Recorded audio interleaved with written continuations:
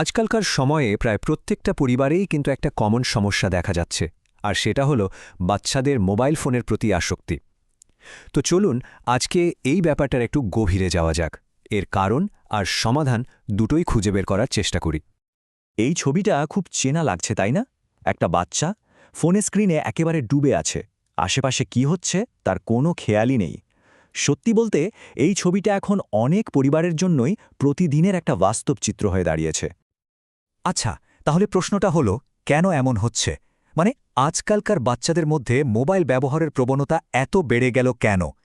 এর পিছনের আসল কারণগুলো কি? চলুন একটু তলিয়ে দেখি। ব্যাপারটা কিন্তু বেশিরভাগ সময়ই খুব সাধারণভাবে শুরু হয়। ধরুন বাচ্চাটা বোর হচ্ছে বা একা একা লাগছে, তখন তাকে শান্ত রাখার জন্য হাতে একটা ফোন ধরিয়ে দেওয়া হলো। যেটা হয়তো শুরুতে ছিল একটা সাময়িক সমাধান, সেটাই কিন্তু আস্তে আস্তে তার সময় কাটানোর একমাত্র উপায় হয়ে দাঁড়ায়। একটা বেশ গুরুত্বপূর্ণ গবেষণা কিন্তু সরাসরি বাবা মায়ের দিকেই আঙুল তুলছে। সেখানে দেখা গেছে বাবা মায়েরা নিজেরাই যখন নিজেদের ফোন ব্যবহার কন্ট্রোল করতে পারেন না, তখন তাদের বাচ্চাদের মধ্যেও এই আসক্তির ঝুঁকি কয়েক গুণ বেড়ে যায়। তাহলে একজন বাবা মা ঠিক কখন বুঝবেন যে সন্তানের মোবাইল ব্যবহারটা আর স্বাভাবিক পর্যায়ে নেই, মানে সীমা ছাড়িয়ে যাচ্ছে? আচ্ছা, এর কিন্তু কিছু পরিষ্কার সতর্ক সংকেত আছে, যা দিয়ে আসক্তি আর স্বাভাবিক ব্যবহারের পার্থক্যটা বোঝা যায়। এই সংকেতগুলো কিন্তু বেশ পরিষ্কার। যেমন ধরুন, ফোনটা নিয়ে নিলেই বাচ্চাটাকে খুব খিটখিটে হয়ে যাচ্ছে। তার প্রতিদিনের রুটিন, মানে খাওয়া, ঘুম, পড়াশোনা, এগুলো কি ওলটপালট হয়ে যাচ্ছে? বা ও কি বন্ধুদের সাথে মেলামেশা কমিয়ে দিয়েছে? যদি এমনটা হয়, তাহলে বুঝতে হবে যে এটা সাধারণ ব্যবহারের থেকে বেশি কিছু। এটা আসলে এক ধরনের নির্ভরতার লক্ষণ।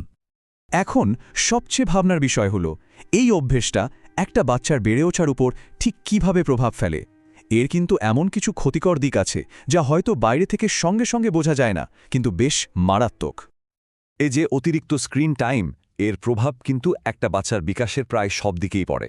তবে মূলত 4টে জায়গায় এর প্রভাব সবচাইতে বেশি দেখা যায়। 1, তাদের সামাজিক মেলামেশার ক্ষমতা। 2, পড়াশোনা। 3, শারীরিক স্বাস্থ্য। আর 4 নম্বর হল মানসিক স্বাস্থ্য। আর এর ফলগুলো কিন্তু বেশ মারাত্মক।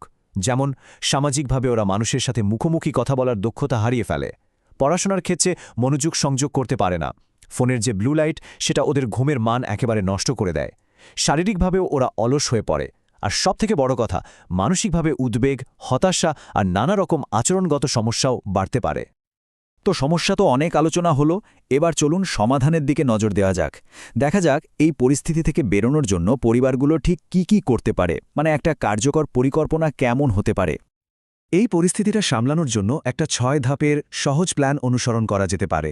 এর মধ্যে সবচেয়ে জরুরি হল কিছু পরিষ্কার নিয়মকানুন তৈরি করা, আর ফোন ছাড়াও যে আরও অনেক মজার কাজ আছে সেই বিকল্পগুলো সামনে নিয়ে আসা। তবে সবকিছুর উপরে সেটা হলো বাবা মা হিসেবে নিজেদের একটা ভালো উদাহরণ তৈরি করা। কারণ আসল কথাটা হলো, বাচ্চারা কিন্তু দেখে শেখে। ওরা বড়দের যা করতে দেখে ঠিক সেটাই অনুকরণ করে। ব্যাপারটা খুব সহজে বোঝা যায় যদি দুটো ছবি পাশাপাশি কল্পনা করা যায়। ধরুন, একটা দৃশ্য, ডিনার টেবিলে বাবা মা দুজনেই নিজের নিজের ফোনে ব্যস্ত, আর আরেকটা দৃশ্য যেখানে কোনো ফোন নেই, সবাই মিলে গল্পগুজব করছে। বাচ্চারা কিন্তু দ্বিতীয় দৃশ্যটাই শিখবে, যদি তারা সেটা দেখে।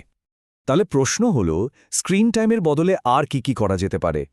অনেক কিছুই করা যায়, যেমন বাচ্চাকে নিয়ে একটু বাইরে থেকে হেঁটে আসা কিংবা সাইকেল চালানো, বা ধরুন সবাই মিলে বোর্ড গেম খেলা হলো, বা গল্পের বই পড়ে শোনানো হলো।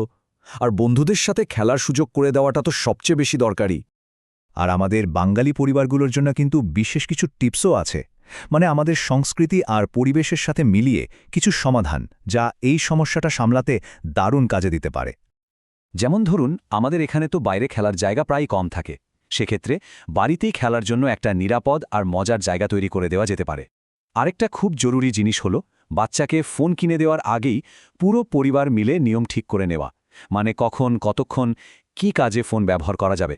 আর যখন স্ক্রিন টাইম শেষ, তখন ওকে বলা যেতে পারে, চলো আমরা বরং সবাই মিলে গান করি, বা চলো একটা ইনডোর গেম খেলি। এই ধরনের নিজেদের সংস্কৃতির সাথে মেশানো বিকল্প দিতে হবে। তাহলে সব মিলিয়ে মূল কথাটা হলো, এই ব্যাপারটা শুধু একটু সময় নষ্ট হওয়া নয়, এটা একটা বাচ্চার বেড়ে ওঠা, তার স্বাস্থ্য, তার আনন্দ, সবকিছুর সাথে সরাসরি জড়িত। আর ভালো খবরটা হলো, বাবা মায়েরা যদি একটু সচেতন হন আর উদ্যোগ নেন, তাহলে এই পরিস্থিতিটা অবশ্যই নিয়ন্ত্রণে আনা সম্ভব। তো আজকের এই পুরো আলোচনার পর একটা প্রশ্ন কিন্তু থেকেই যায়, এই সপ্তাহ থেকেই পরিবারে নতুন কোনো স্ক্রিনমুক্ত কাজ শুরু করা যায়? এটা ভাবার এবং শুরু করার বিষয়।